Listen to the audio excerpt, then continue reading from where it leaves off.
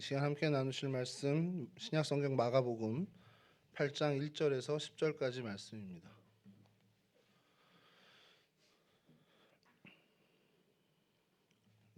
마가복음 8장 1절에서 10절까지 말씀 저랑 한 절씩 교독하도록 하겠습니다. 그 무렵에 또 큰 무리가 있어 먹을 것이 없는지라 예수께서 제자들을 불러 이르시되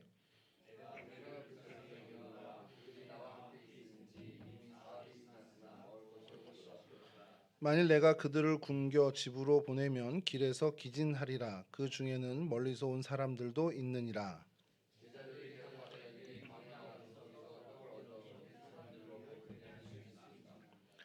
예수께서 물으시되 너희에게 떡 몇 개나 있느냐 이르되 일곱 이로소이다 하거늘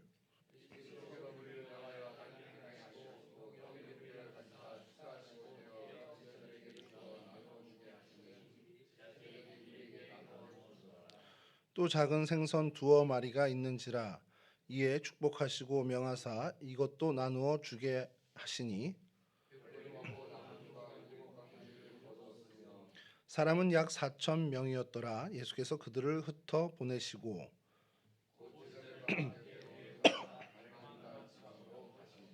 아멘. 오늘 저희가 살펴볼 성경의 장소는 달마누다라는 곳입니다. 성경에 딱 한 곳에만 등장을 합니다. 이 달마누다는 오늘 이 마가복음 8장 여기에만 유일하게 등장하는 이름입니다. 근데 우리가 잘 알고 있듯이 성경에는 이명동지라고 해서 이름은 다른데 같은 지역을 지칭하는 것이 많죠. 그래서 이곳도 그것에 좀 해당하는 그런 지역이 됩니다. 헬라어고요. 달마누다하고 뜻이 정확히 밝혀지진 않았는데 그냥 탑이라고 이렇게 좀 망대 이런 의미를 가진 것으로 사람들이 성경학자들이 이야기하고 있습니다. 많은 헬라어 사본들 성경이 여러 사본 있잖아요. 원본은 사실 지금 없는 상태고 이 사본에 이 달마누다가 이제 등장을 합니다. 근데 이제 등장을 하는데 이 부분에 달마누다 대신 마가단이라는 단어가 사용되는 경우도 있고요. 또 막달라라고 기록되는 곳도 있습니다. 먼저 좀 지도를 좀 보실 텐데요. 첫 번째 지도 보시면 이제 우리 좀 익숙한데 여기 아래 이 호수가 갈릴리 호수입니다. 그리고 저 위에 이제 헤르몬산인데 이 지도를 좀 북쪽으로 치우치게 한 것이 이 두로라는 곳, 티레라고 오늘날은 있고요. 시돈이 이렇게 있는데 그 레바논 땅입니다. 여기 두로와 시돈을 오늘 저희가 좀 같이 좀 다뤄야 되는 그 장소이기 때문에 저 정도 거리에 있습니다라는 것을 좀 하려고 하고요. 그다음에 이거 하트 모양으로 이 갈릴리 호수 주변에 5군데를 찍어놨는데 이제 동편이죠. 동편에 두 개, 그리고 위에 하나 있고 서편에 두 개. 여기를 저희가 좀 다루려고 하는데 그걸 좀 확대한 사진, 그 부분을 좀 확대한 사진을 보여드리면 이렇게 되어 있습니다. 그래서 뭐 글씨가 보이는지 모르겠지만 달마누다 추정지라고 되어 있는 타부가 인근하고 달마누다 추정지로 되어 있는 막달라라고 되어 있는데 그리고 저 위에 하트는 이제 베세다입니다. 저쪽 이제 그 헤르몬에서 이제 내려오는 물줄기 근처에 있는 베세다고. 그다음에 요 동편의 두 군데는 오늘 저희가 살핀 달마누다와는 뭐 상관이 없는 도시긴 한데 오늘 본문의 사건에 대해서 좀 이야기할 때 한 번쯤 저희가 언급을 해도 좋은 장소인 것 같아요. 그래서 위쪽에 있는 동편에 있는 이쪽에 있는 그 도시 이름은 오늘날 텔하다르, 그러니까 성경에는 나오지 않는 지명입니다. 그래서 오늘날 텔하다르로 이제 불리는 동네고요. 그 밑에가 수시다, 히포스라는 도시인데 수시다, 서시다 뭐 이렇게 발음을 합니다. 그러니까 여기는 뭐냐면 데가볼리라고 여러분 들어보셨잖아요. 이 데가볼리가 10개의 도시란 뜻이에요. 10개의 도시인데 그 동편, 이 갈릴리 호수 동편, 그러니까 요단 동편에 있는 10개의 도시를 이제 통칭해서 데가볼리라고 하는데 그 중에 한 곳이 이 히포스, 서시다 혹은 수시다라고 이제 하는 그곳입니다. 이게 왜 중요하냐면 요 서시다 수시다를 거쳐서 벳세다로 가는 길이 되게 중요해요. 성경에서. 그 길목에 있는 곳이 방금 말씀 텔하다르 요 곳인데 여기 이제 광야 지역이고 약간 해변에 이제 치우쳐 있긴 하지만 뭐 사람이 거주하는 지역은 아니었던 것 같습니다. 그래서 이 오늘 저희가 본문 읽은 마가복음 8장에 있는 칠병이어 사건이 아마도 성경학자들은 이곳쯤에서 일어난 사건이 아니겠냐라는 이제 추정을 하는 곳입니다. 그게 뭐 성경학자들만의 이야기도 아니고 지금은 요르단 정부에서도 그곳이라고 이제 하고 있는데, 그래서 성경의 이제 배경들을 좀 먼저 살펴보면 헬라어 사본에서는 예수님께서 이 4천 명을 먹이신 사건, 오늘 저희가 읽은 본문이죠. 이 사건 후에 제자들과 함께 배를 타고 달마누다 지방이라고 해서 달마누다가 언급이 되는 사본이 많습니다. 그러니까 다른 단어가 아니라 달마누다를 언급을 하는데, 이 동일한 사건을 마태복음과 이제 마가복음 이 두 곳에만 나와요. 오병이어 사건은 마태, 마가, 누가, 요한복음에 다 나오는데, 이 칠병이어라고 그냥 저희가 통칭을 하는데, 이 4천 명을 먹이신 사건은 마태복음과 마가복음에만 기록이 되어 있습니다.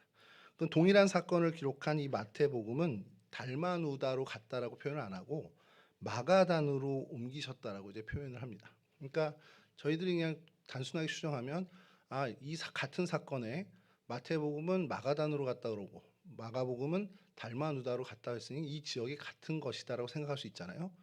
그 생각이 맞습니다. 같은 곳입니다. 자, 근데 그래서 이제 마태복음 15장 39절을 좀 읽어드리면, 띄워주시죠. 마태복음 15장 39절이 예수께서 무리를 흩어 보내시고 배에 오르사, 이 같은 사건의 후속 얘기입니다.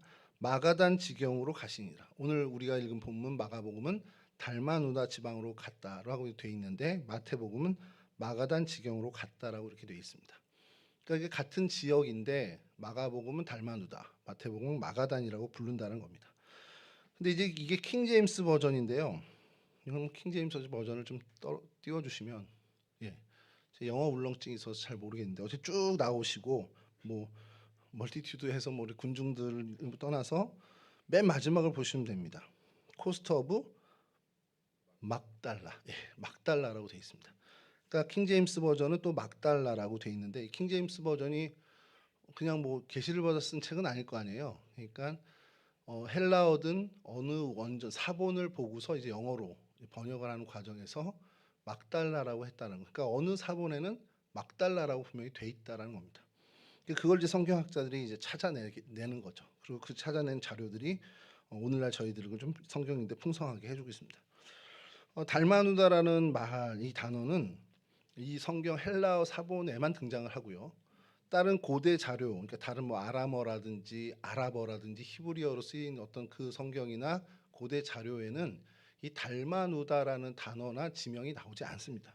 유일하게 이제 헬라어 사본에만 나온다는 거예요. 그러니까 이게 사람들이 이제 성경학자들이 이렇게 되면 고대 자료에도 전혀 없고 헬라어 성경 사본에만 있는 걸로 보면 헬라어로 어떤 지명의 이름을 헬라어로 번역하는 과정에서 약간은 좀 발음의 기재, 그러니까 발음을 적는데 좀 실수가 있었던 거 아니냐라는 이제 추정을 하는 겁니다. 그리고 그걸 가설로 놓고 이제 찾아내기 시작한 거죠.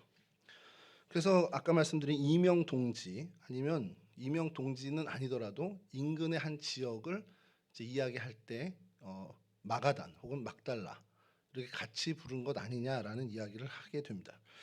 그래서 이 지역이 달마누다가 밝혀낸 것은 일단 마가단으로 불렸다라는 것, 그리고 또 어느 사본에는 막달라라고 불렸던 곳이라고 분명히 이제 이건 연구 결과로 나왔죠.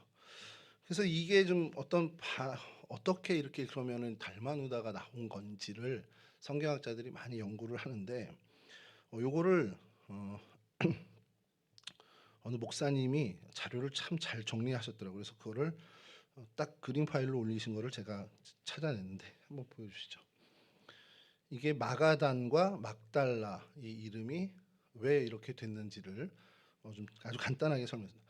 그러니까 바벨론 탈무드라고 하는 그 전 고대 자료가 있는데 거기에 미그달 누니아라는 단어가 등장합니다. 아마 이 지역을 얘기하는 거죠. 미그달 누니아는 미그달은 말 그대로 히브리어입니다. 히브리어로 탑이에요. 그러니까 막달라도 마가단도 그 뜻이 탑입니다. 그러니까 망대 그런 뜻인데 히브리어로 그 단어는 미그달이에요. 그러니까 아마 이 지역이 미그달로 불렸을 거고, 그리고 누니아는 물고기 망대라고 해서 이제 어부들의 어떤 그 벳세다가 어부들의 집인 것처럼 어부들과 어떤 관련돼 있는 그런 곳이다 보니 그런 수산업에 어떤 지칭하는 이야기에서 미그달 누니아라는 것을 이 동네로 아마 지칭했던 것 같아요. 그래서 이 미그달 누니아의 이 미그달을 이렇게 아람어로 발음을 하게 되면 그게 마가단입니다. 막달라입니다. 막달라입니다. 그러니까 미그다를 아람어 그 지역에 이제 많이 통용되는 단어로 쓰게 되면 막달라가 되고요. 이 막달라를 헬라어로 번역을 하면 마가단이라는 발음을 쓰게 돼요.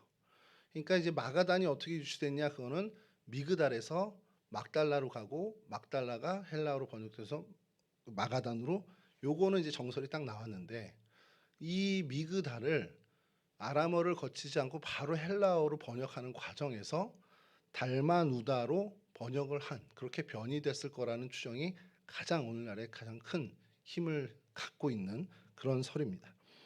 그러니까 본래 히브리어 미그달, 이것도 탑이고 망대란 뜻이고, 이걸 아람어식으로 바꿔서 막달라가 돼서 그게 헬라어 성경에 마가단으로 기록된 건 굉장히 자연스럽게 이렇게 잘 번역된 과정인데, 뜻하지 않게 히브리어로 돼 있는 미그달을 헬라어 성경으로 사본으로 이제 만들 때, 헬라어로 이제 기록을 할 때 옮기는 과정에서 미그달의 발음을 달마누다로 잘못, 오기라고 하기까지는 그렇지만 약간 발음 나는 대로 그렇게 쓰다 보니 달마누다라는 단어, 지명이 생긴 것으로 이제 추정을 한다라는 겁니다.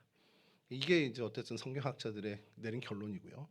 그래서 아까 말씀드린 그 두 곳 추정지가 있는데, 북쪽은 저희가 한번 다뤘습니다. 긴네렛 호수, 게네사렛 호수를 다룰 때 한번 했는 타부하, 타부가 이렇게 부르는 곳인데, 사진 보여주시면 이곳인데요. 저 가운데 있는 예배당이 좀 익숙하지 않으십니까? 기억은 날듯날듯한데, 여기가 어디냐면 가버나움하고 게네사렛 사이에 있는 곳이 타부하, 타부가라고 부르는 곳입니다. 이곳에 뭐가 있냐면, 이제 말씀드리면 아실 겁니다. 멘사 크리스티, 그리스도의 식탁교회. 생각나시죠? 이제 고기 잡은 것이 있느냐 가져와라 그래서 같이 이제 부활하신 후 갈릴리에서 제자들 만나서 식사를 하시고, 거기서 이제 베드로에게 교회의 어떤 수익권을 줬다고 해서 그 교회 이름이 멘사 크리스토 내지는 멘사 크리스티라고 하기도 하고, 베드로 수익권 교회, 우리말로 굳이 번역하면 뭐 처치 오브 더 프라임 오브 뭐 세인트 피터 이렇게 돼 있습니다. 근데 그 교회가 여기입니다. 바로 해안가에 붙어 있는, 해안가 호숫가에 붙어 있는 그 교회입니다. 이 지역을 이제 달마누다, 막달라 이렇게 추정을 하는데, 이 설보다는 아까 그 남쪽에 그러니까 얼마 떨어지진 않습니다. 같은 동네인데 남쪽에 있는 그 지역이 막달라 지역, 마가단 지역, 뭐 달마누다 지역으로 추정을 하는 설이 더 이제 설득력을 갖고 있습니다. 그래서 그 왜 그러냐면 이제 성서 고고학 자료죠. 그래서 그곳 사진을 보여주면 이렇게 아예 그냥 막달라 처치라고 해서 막달라 교회를 아예 그냥 유적으로 이 사람들의 기념관을 만들어 놨습니다. 여기 사진을, 다음 사진 보여주시면 이렇게 이제 돌 예배당으로 지어놨고, 그 안에도 기가 막히게 잘했습니다. 안쪽을 보여주시면 사진이, 저기가 강대상 앞쪽입니다. 저 배 있는 데가. 그리고 그 다음 사진 이제 낮에 찍은 이렇게 이쁘죠. 테바올인 줄 알았습니다. 그래서 이렇게 이렇게 해놨더라고요. 그리고 이거를 반대편 밤에 저 예배당 밖에서 보면 이렇게 돼 있습니다. 앞에 전면이 유리인 거예요. 너무 잘 해놔가지고 웬일이야 이렇게 했는데, 이 교회 로비에 가면 이런 그림이 있습니다. 다음, 이거 제가 지난주에 김창주 장로님이 잠깐 사무실 오셨을 때 이 사진을 보여드리고, 장로님 이거 뭐 생각나세요? 그랬더니 바로 딱 얘기를 하시더라고요. 전사님 이거 조금 확대해 주실 수 있나요? 저 그림 쪽만. 무슨 그림 같으세요, 여러분? 발들이 보이죠? 그리고 여러 발들이 있는데 손이 하나 보이고, 이렇게 이제 보이시나요? 손, 발, 샌들을 신고 있는 발 사이에 손 하나 보이는데 딱 반짝이게 어디 이렇게 하고 있잖아요.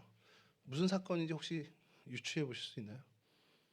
대답해 주셔도 되는데 김창주 장로님은 그냥 확 대답해 주시던데.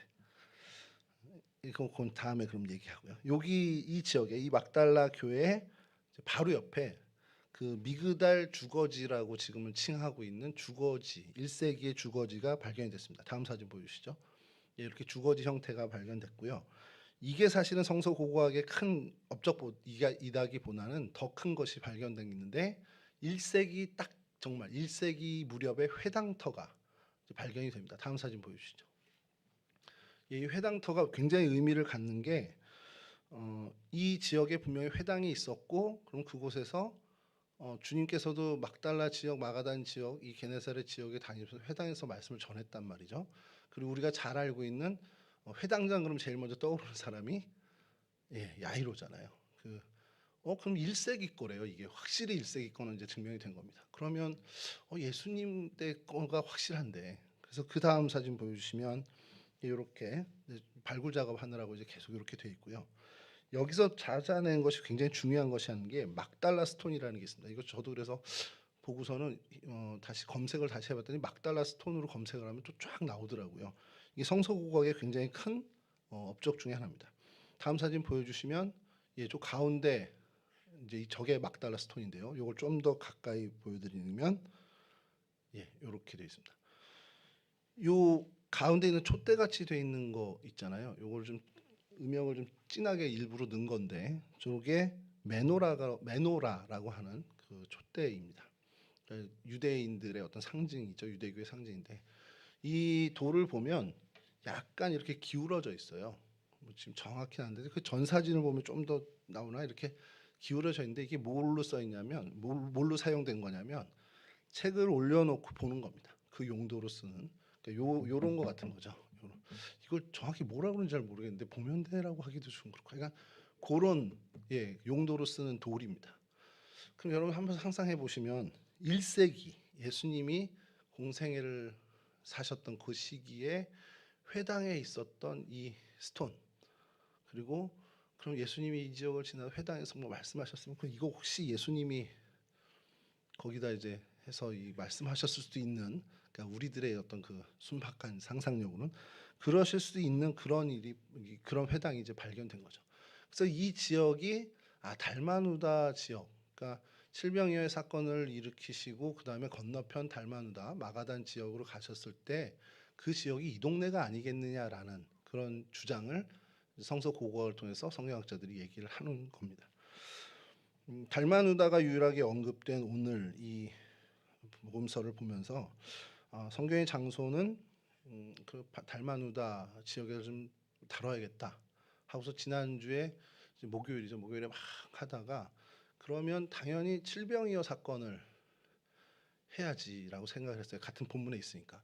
근데 읽어보셨으니까 아시겠지만 이게 칠병이어의 사건은 달마누다에서 일어난 사건은 아니거든요.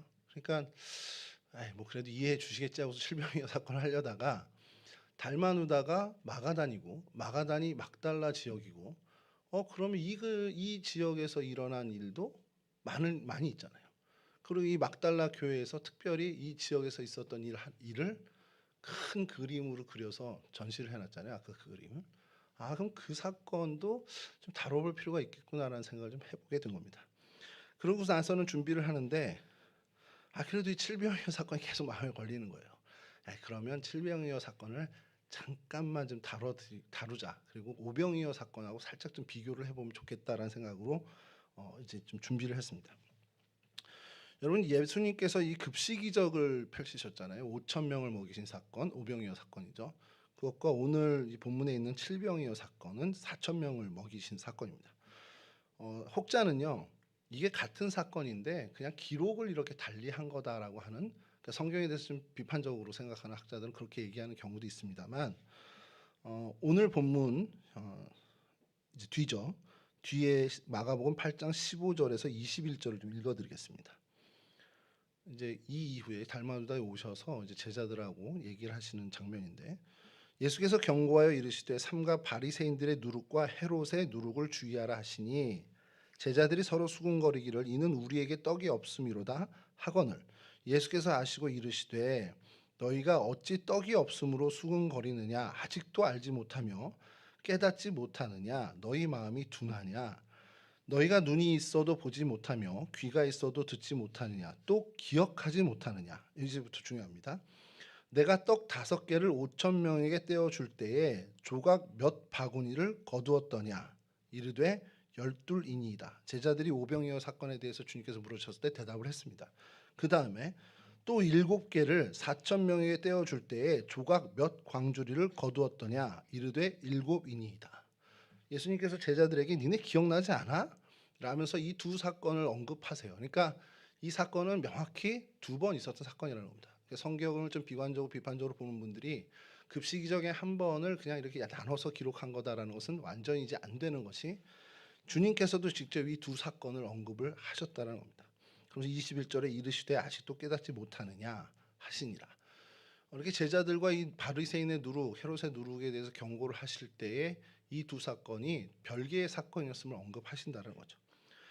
그러니까 이 두 사건은 분명히 다른 사건이고, 이 오병이어의 사건은 저희가 지난번에 아까 말씀드린 타부가에 있는 베드로 수익권 교회 바로 뒤에 오병이어 교회가 있습니다. 그래서 그곳에서 벌어진 일이다라고 우리는 생각을 하죠. 그리고 추정을 그렇게 하고 있습니다. 그럼 칠병이어에는 어디서 일어났을까? 이제 이런 질문이 성서학자들의 질문이었고 고민이었고 연구의 과제여서 아까 말씀드린 그곳에서 이제 일어났다라고 이제 사람들이 얘기를 하는 거죠. 요단 동편 달마누다 막달라 그 건너편의 자리라고 생각하는 겁니다. 그래서 이 다음 표를 보여주시면, 이것도 그 성경 지리연구소에 있는 유병성 목사님이 자료를 인터넷에 올려주셔서 두 사건을 비교하는 겁니다. 이제 마가복음을 가지고 비교를 하는 거죠. 마가복음 6장과 8장이 이렇게 나오는데, 떡 5개와 물고기 2마리 오병이어, 그리고 떡 7개와 뭐 생선 2마리인데 그냥 거기서 생선 두어 마리라고 해서 이제 두어 마리라고 해서 뭐 7병 두어 마리라고 이렇게 좀 표현하는 경우도 있습니다. 그리고 장소는 빈들이고 저쪽은 광야. 이 빈들과 광야가 같으나 좀 다른 것이, 이 빈들은 어쨌든 들판이 있는 그런 아무것도 없는 곳이긴 한데 어떤 들판이 있는 곳이고, 광야는 말 그대로 정말 아무것도 없는 사막과 같은 것을 좀 기억하면 될 것 같습니다. 그리고 200데나리온이 필요하다라는 것이 이제 언급이 되죠. 이것을 상경학자들은 어떻게 좀 해석하냐면, 돈이 있으면 뭔가 사올 수 있는 여지가 있는 지역이었다라고 생각을 합니다. 그러면서 그 오병이어 교회에 있는 그 지역, 타부아 지역이 주거지에서 멀지 않기 때문에 200데나리온이 있으면 그래도 사올 수 있는 거리가 되나 이런 생각을 하는 거고요. 반면에 이쪽은 사흘 동안 같이 있었고, 가면서 얘네들이 기진해서 죽을지도 몰라라는 걱정을 주님께서 하시는 걸로 봐서는 이곳은 어떻게 보면 주거지에서 멀리 떨어진 그러니까 어쨌든 주거지에서 멀리 떨어진 그런 곳으로 이제 학자들은 추정을 합니다. 그리고 뭐 그 다음에 이제 푸른 잔디에 뭐 10명, 100명씩 50명씩 때려 앉혔다 뭐 이것도 있고, 그냥 여기 칠병이어 사건은 그냥 땅에 앉혔다라고 돼 있고요. 그 다음에 중요한 게 성경학자들이 주목하는 것은 12바구니가 남았다는 것과 7 광주리가 남았다는 것. 그리고 5천 명, 4천 명은 뭐 저희가 그냥 그렇게 가고, 12바구니 7 광주리에 성경학자들이 많이 주목을 했습니다.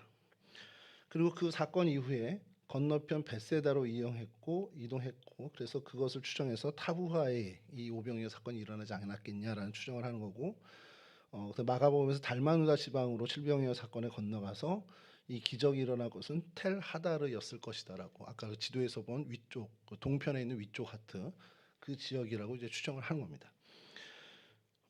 그래서 오늘 본문 9절과 10절에 잠깐만 이걸 한 번 더 읽어드리면, 사람은 약 4천 명이었더라. 예수께서 그들을 흩어 보내시고 곧 제자들과 함께 배에 오르사 달마누다 지방으로 가시니라. 이 달마누다 지방은 아까 말씀대로 요단강 그 갈릴리 서편에 있습니다. 그러니까 이 동편 어딘가에 이 일이 있을 거라는 거죠. 근데 이제 그 이야기를 이제 추정하는 것이, 예수님께서 동편 어디에선가 했으면 아까 저희가 두로시돈 생각했잖아요. 거기서부터 쭉 내려오셔서 이 데가볼리를 지나서 벳세다를 향하는 그 길목에 있는 어디쯤이다라고 성경학자들이 보는 거죠. 성경 내용을 가지고.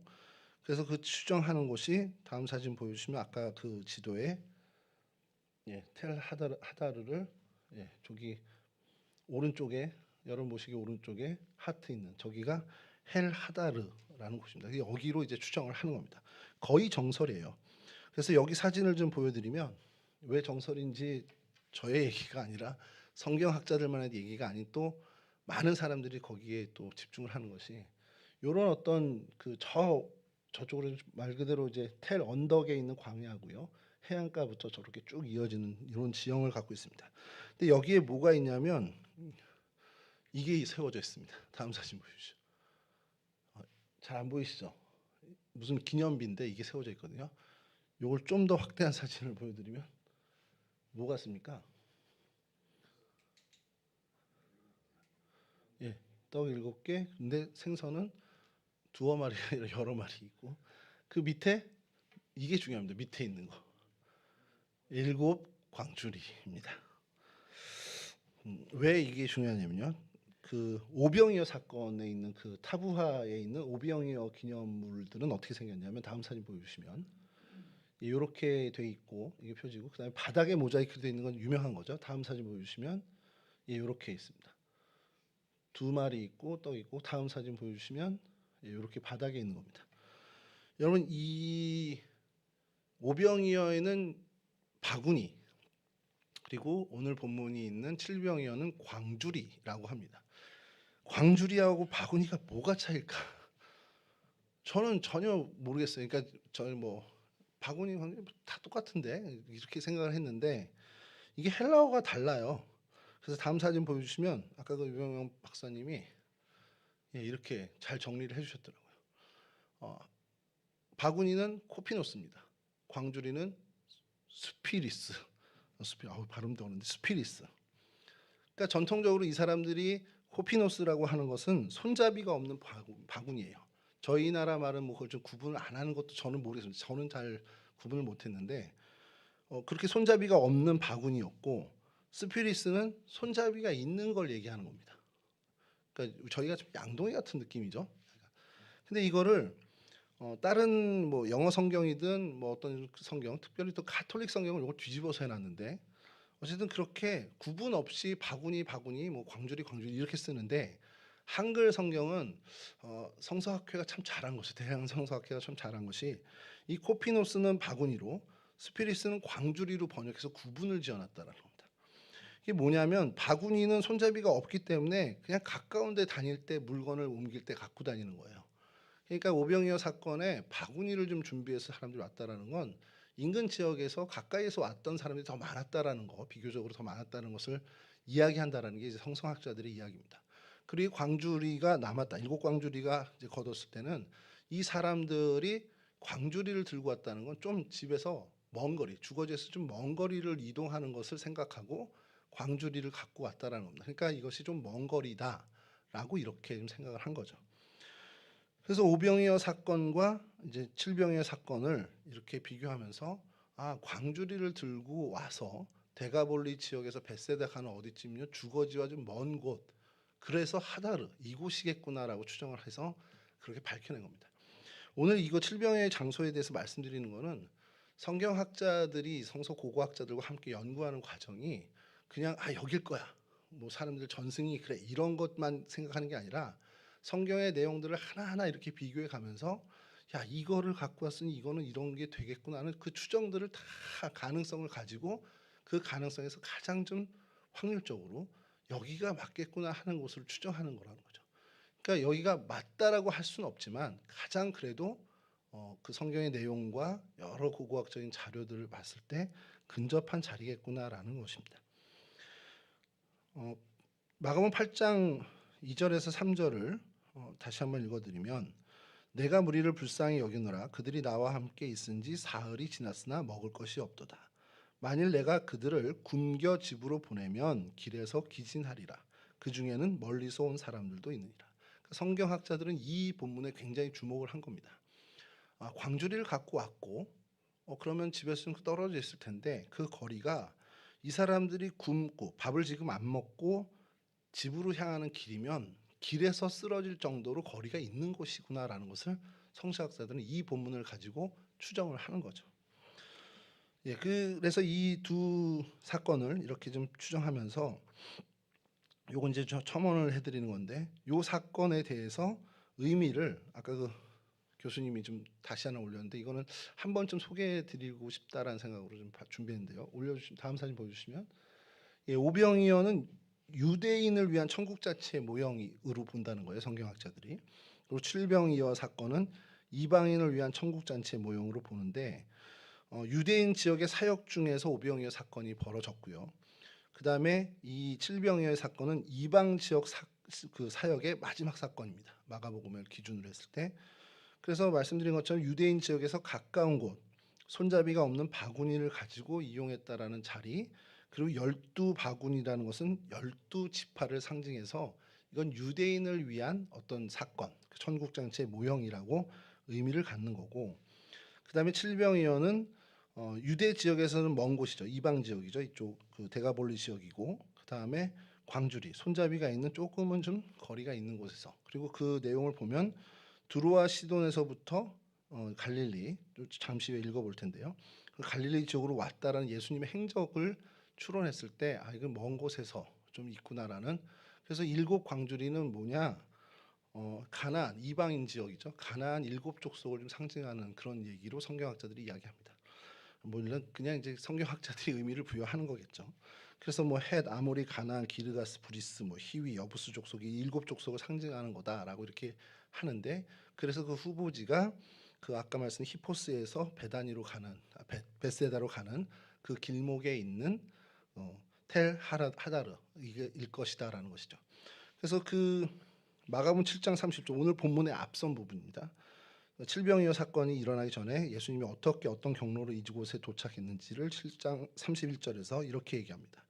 예수께서 다시 두로 지방에서 나와 시돈을 지나고 데가볼리 지방을 통과하여 갈릴리 호수에 이르시매. 그러니까 다시 지도 사진 다음 사진 보여주시면 저기 두로와 시돈 저 지방에서 뭔가를 하시고 그다음에 갈릴리 쪽으로 오시는데 바로 이쪽 서편으로 오신 게 아니라 동편의 데가볼리 땅으로 가신 거예요. 이방 사역 때문인 거죠. 이방인 사역을 위해서 동편 쪽으로 가서 데가볼리 쪽에 가셔서 거기서 갈릴리 호수 쪽으로 오시는 길이면 밑으로 내려간 길을 따라서 수시다 여기 히포스를 지나서 다시 베세다 방향 갈릴리 호수가 저 북쪽이 주된 자리니까 그쪽으로 가는 길에 있는 텔 하다르가 가장 적합한 장소다라고 이렇게 이야기를 한 겁니다. 이게 아까 그 말씀드린 거 다시 한번 띄워주시면 다음 사진이죠. 이렇게 해서 이렇게 둘을 좀 구분할 수 있겠다라는 것이 이제 이 성경학자들의 주장입니다. 이게 말씀드린 게 여기서 우리가 의미를 찾자 이게 유대인을 위한 사건이래 이게 이방인을 사건이래 이거를 찾는 게 아니라 성경학자들 그리고 성서 고고학자들이 어떠한 과정으로 이런 결론들을 추론하는지를 한번 좀 저희가 좀 살펴보는 겁니다. 요런 과정으로 한다라는 거죠. 굉장히 복잡해요. 사실은 이게 가능성이 있고 오병이어 사건이 먼저냐 칠병이어 사건이 먼저냐 복음서마다 좀 다르죠. 이 사건은 오병이어 사건 다음에 칠병이어 사건이라고 좀 명확하게 돼 있는 게 있는데 사건들이 시간의 순서대로 기록된 게 아니다 보니까 이게 막 엉키는 경우도 많이 있거든요. 이제 그걸 좀 막 찾아내면서 정리하는 게 성경학자들의 일이죠. 자 그리고 나서 이제 오늘 본문처럼 이 칠병이어의 사건을 일으키시고 그 다음에 달마누다 마가단이라고도 하고 막달라라고도 하는 그 지역으로 건너가셨습니다. 그리고 그곳에 가서 바리새인들과 논쟁을 벌이시죠. 마가복음 8장 11절에 10절 오늘 본문 다음 부분입니다.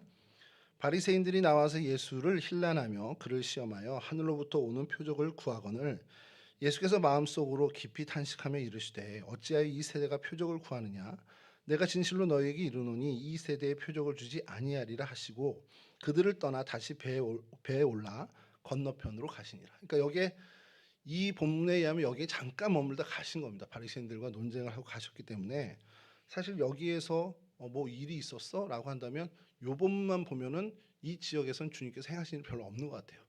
근데 아까 말씀드린 것처럼 이 달마누다가 마가단이고 막달라라는 곳이라고 이명 동지를 우리가 생각한다면 사건이 많이 있습니다. 그래서 다시 다음 아까 보셨던 사진인데요. 다시 다음 사진 띄워주시면 이 사건, 이 사건을 좀 저희들이 좀 다뤄볼 필요가 있지 않겠냐라는 거예요. 여기서 일어난 사건이니까 요거 좀 계속 띄워놔 주십시오. 누가복음 8장에는 거라사 광인 이야기가 등장을 해요. 누가복음입니다. 거라사는 저희가 처음에 거라사 지방에 대해서 한번 저희가 여기서 다뤘었는데 말 그대로 아까 말씀드린 데가볼리 지역에 있는 겁니다. 그러니까 요단 동편에 있는 갈릴리 동편에 있는 자리죠. 거기서 광인을 치료해 주시고 다시 건너편 오늘 우리가 주목하는 이 달마누다 마가단 지역으로 오셨습니다. 자, 그리고 그때 일어난 사건에 대해서 오늘 좀 살펴보려고 하는데, 회당장 야이로의 딸을 살려주신 사건이죠. 1세기 회당을 아까 저희가 좀 그 고고학적으로 발견했다고 하는데, 그런 회당에서 그 백성들을 가리키던 회당장 야이로입니다. 그리고 그 사건과 항상 쌍으로 등장하는 사건이 12년간 혈루병으로 고생하던 여인의 이야기가 같이 등장을 합니다. 그리고 오늘 이 사진은 그 혈루병으로 고생하는 한 여인에 대한 사건을 이렇게 그림으로 교회 안에 이제 전시해 놓은 거죠. 갈릴리 지방의 많은 사람들이 예수님을 기다렸죠. 야이로란 회당장도 이제 딸의 그 아픔과 딸이 그 병든 것 때문에 예수님을 엄청 기다렸습니다. 외동딸인 것으로 추정을 하고 있고요. 딸이 시름시름 앓다가 죽어가고 있었고, 그 죽어가는 딸을 보면서 예수님이라면 고칠 수 있겠지라는 믿음을 갖게 됐습니다. 중풍병자나 나병 환자를 고치신 예수님이 오셔서 자기의 딸을 만져주시고 치료해 줄 수 있는, 충분히 치료해 줄 수 있는 분이다라는 믿음을 이 야이로는 갖고 있었어요. 그리고 그가 기다리던 예수님이 오시자 그를 열렬히 환영합니다. 그리고 예수님 발 앞에 엎드렸죠. 사실 이것은 굉장히 이례적인 일입니다. 발 앞에 엎드렸다는 것은, 주변에 어떤 종교 지도자가 그렇게 발 앞에 엎드렸다는 것은 그냥 아무것도 생각하지 않는다는 거예요. 주변에 뭐 체면이라든지 자기의 얼굴이나 이런 거 생각하지 않고 그냥 정말 주님 앞에만 간 겁니다. 그리고 살아계신 하나님, 예수 그리스도 앞에 정말 자복하는 거죠. 그가 가졌던 믿음이 이 정도였다는 것을 반증하는 모습입니다. 이 믿음이 있으니 세상의 시선, 사람들의 시선은 중요한 게 아니라는 거죠. 그리스도 예수 앞에 나아갈 때 이러한 믿음, 이러한 자세를 갖는다라는 것을 저희가 좀 보면서 좀 귀감이 된다라는 거죠. 그리고 이 야이로의 기도를 예수님께서는 들어주셨습니다. 그의 믿음대로, 정말 야이로의 믿음대로 주님께서 일하신 거죠. 야이로의 고통을 외면하지 않고 그 딸을 고쳐 주시기로 주님께서 작정하셨습니다. 그럼 사실 거기서부터 끝입니다. 그 순간 그 야이로의 딸은 난 거예요. 그냥 그렇게 된 겁니다. 그러니까 주님께서 작정하셨으면 그냥 된 겁니다. 자, 근데 가는 도중에 사람들이 얘기하잖아요. 딸이 이미 죽었다. 뭐 이런 얘기도 들려오고. 그건 아무 중요한 게 아니라는 거예요. 정말 주님께서 고쳐주마 하고 가시는 그 순간 이 딸은 나음을 입은 거나 마찬가지라는 겁니다. 그리고 그 길 중에 12회를 혈루병으로 고생한 한 여인이 또 등장을 합니다. 잠깐 그 사이에 있는 일인데, 저는 이 사건을 보면서 매번 좀 약간 뭐라 그러죠? 그 의문을 좀 가졌던 기억이 있어요. 많은 사람들이 예수님을 환호하고 예수님 가까이 다가갔죠. 저 사진에서 보듯이 예수님 주변에 사람들이 많습니다. 샌들 신는 사람들이 많은데, 이 사람들도 예수님과 접촉이 있지 않았을까? 이런 생각을 하는 거예요. 이렇게 가면서 이렇게 뭐 부딪히기도 하고 만져지기도 하고 했지 않았을까라는 거예요. 근데 왜 그들에겐 예수님의 능력이 나타나지 않고 오직 이 여인에게만 예수님의 능력이 나타났을까가 사실 어렸을 때의 굉장히 큰 질문이었습니다. 누가복음 8장 47절과 48절을 좀 읽어드리겠습니다. 여자가 스스로 숨기지 못할 줄 알고 떨며 나와 엎드려 그 손댄 이유와 곧 나은 것을 모든 사람 앞에서 말하니 예수께서 이르시되 딸아 내 믿음이 너를 구원하였으니 평안히 가라 하시더라. 예수님께서 말씀하신 이 여인의 믿음이 뭘까? 저 예수님 옷만 만져도 난 나을 텐데. 그냥 바램이나 어떤 허구한 어떤 허망한 어떤 그 허상이 아니라 진짜 그 믿음이었다는 거예요. 저 옷 만지면, 저 옷깃만 스쳐도 내가 나을 거야. 그 믿음을 가졌던 것이 이 여인의 믿음이었고 진짜 그 믿음대로 되었다라는 겁니다. 여러분, 이 믿음이 예수님의 능력을 경험하게 된 요인이 됐다는 거죠. 다른 많은 사람들 예수님 만지고 스치고 했어요. 근데 그들에게 능력이 들어가지 않은 것은 이 여인이 갖고 있던 믿음이 그들에겐 없었기 때문이라는 겁니다. 이 믿음이 없었던 그들은 예수님을 보고 예수님을 만짐에도 물론 예수님 만났기 때문에 기쁘고 즐거웠겠죠. 근데 그 능력은 경험하지 못했다라는 거예요. 그러니까 여러분, 우리가 이 본문들 어떤 이 사건을 보면서 저희가 깨닫고 각오해야 되는 것은, 같이 예배드리고 같이 성전에 오고 같이 예수님을 만나도 뭐 다 즐겁고 기쁘긴 하죠. 근데 누군 그 예수님의 능력을 경험하고 누군 그 예수님의 능력을 경험하지 못하는 일이 있을 수 있다라는 거예요. 그럼 그 차이는 뭐냐? 믿음이라는 겁니다. 주님을 향한 나의 정말 확신에 찬 믿음. 그 믿음을 우리가 가져야 한다는 거죠. 주님만이 나의 힘이 되신다. 주님만 내 인도자 되시고 주님만 정말 내 인생의 주인이 되신다라는 믿음으로 이 모든 문제는 주님께 맡기면 해결돼 라는 정말 확신을 가지고 우리 나가야 한다는 겁니다. 뭐 이 고민을 제가 오래전부터 했잖아요. 그래서 여담입니다만 이 여인의 믿음이요, 옷자락 믿음이라고 어느 분이 그때 이렇게 성경학교에서 가면 그 기억이 나요. 옷자락 믿음이라고 이렇게 주제를 했더라고요. 그래서 옷자락 믿음, 이름 잘 지었다 이런 생각이 드는데, 이 비슷한 믿음이 성경에 없는 게 아니라 또 나옵니다. 마태복음 14장 34절에서 36절인데요. 그들이 건너가 게네사렛 땅에 이르니, 이 게네사렛 땅이 오늘날 뭐 아까 말씀드린 막달라 지역입니다. 같은 지역입니다. 그곳 사람들이 예수이신 줄을 알고 그 근방에 두루 통지하여 모든 병든 자를 예수께 데리고 와서 다만 예수의 옷자락에라도 손을 대게 하시기를 간구하니 그 손을 대는 자만은 다 나음을 얻으니라. 이 옷자락 믿음이라는 것이 많은 사람들에게 이제 어떻게 보면 번진 거죠. 이 사건이 어디에 있었냐 이거를 뭐 찾기는 어렵습니다만, 그냥 우리가 충분히 상상할 수 있는 것은 혈루병 사건이 누가복음 8장이고 오병이어는 누가복음 9장이고, 그러면 이 혈루병 사건, 이 여인의 사건이 소문이 나서 사람들이 이제는 예수님 옷자락에만 손대도 낫는데, 이게 번지고 그 믿음을 가진 사람들이 이제 등장을 하는 겁니다. 그리고 그 사람들이 실제로 예수님의 옷에 손을 댔더니 손을 대는 자는 다 나음을 얻었다라고 성경에서 증언하는 거죠.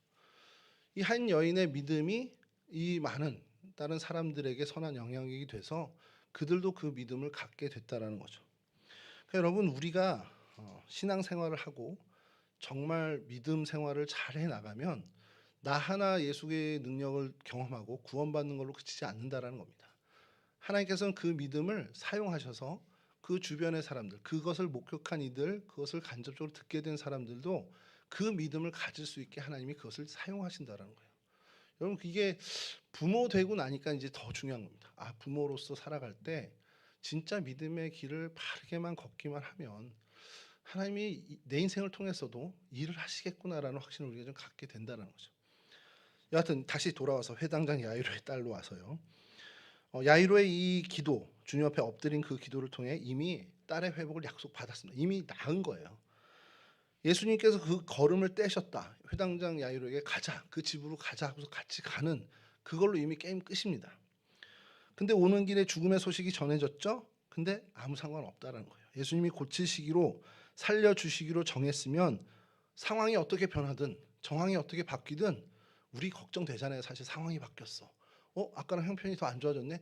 분명히 우리는 두려울 수 있고 걱정할 수 있지만 아니라는 겁니다. 왜냐하면 우리가 정말 우리의 심령이 약해서 상황에도 또 형편에도 많이 영향을 받죠. 사실 저희가 그런 존재잖아요.